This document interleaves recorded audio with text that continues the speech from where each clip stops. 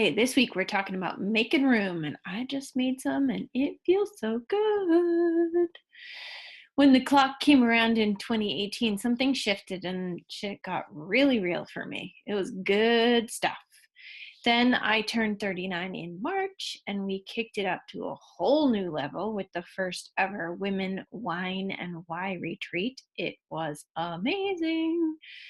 And as the year moves forward, I'm integrating all kinds of new lessons, manifesting new visions, and getting more and more clarity about how I can be of service in the world.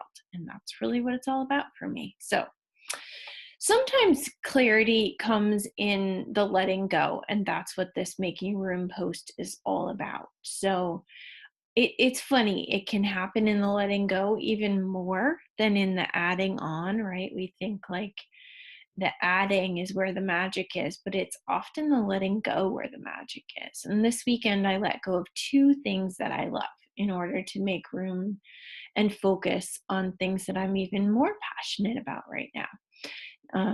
Now that I've let go of those two things and it felt so good, I'm looking at scaling back even more. What else can I look at and cut out and shave off? But the letting go can be really, really hard. Just because it feels amazing doesn't mean it's easy in the process. And for me, it's actually one of the biggest challenges I face across all spaces in my life, personally, professionally. um, Letting go is a hang up for me. It's definitely a challenge, but no matter how difficult it can be, it inevitably makes room for the most amazing sense of relief, and it allows for growth in new places. It happens every time. So this week's blog is short and simple, and I have a question for you. My question is, where can you let go of the things that are no longer in your best interest or in the best interest of the community at large?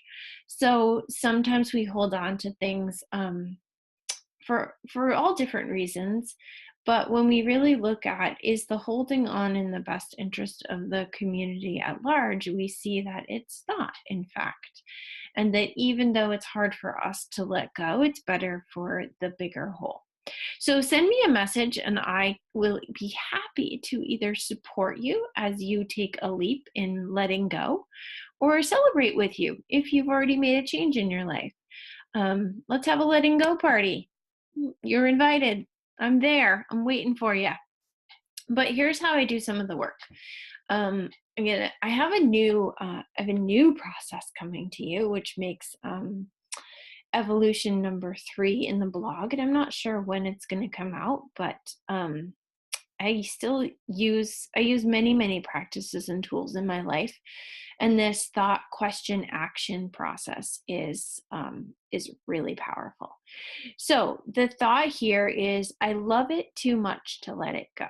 And when I don't want to let go of something, that's a thought that feels really present to me. And who does this thought belong to? Well, the thought is really coming from the scarcity driven me, not the abundance driven me. And that's interesting to note. Um, and I ask, what purpose does the thought serve? And it keeps me comfortable. So it's serving the purpose of keeping me comfortable in what I already know instead of opening doors to new discovery. And I ask, when am I ready to release this thought? And the answer is now. I'm ready to release it now. Where do I need to put the thought next? And it's time for it to fly free. Let it go. Why am I giving this thought power? And again, it comes back to comfort. Comfort is almost always feels easier than change. So it's really easy to give power to that thought. To the thought of, I love it too much to let it go. But it's really about comfort and it feeling easier that way. So how? Then I ask, how can my why and or purpose lead me to my next action? And my why is growth. So growth asks me to stay, it asks me to remember that in this abundant world, there are lots more things to love and give attention to. And it reminds me that even though it's hard to let go, it's in the best service of the greater whole to not grasp onto something just because it's comfortable there. And growth says, let go and tap into the abundance that awaits in the new space you are creating. This work really is everything. It's amazing to dig into your thoughts and your processes and make changes in your life. And I believe in you and your ability to do that. So until next week, that's a wrap.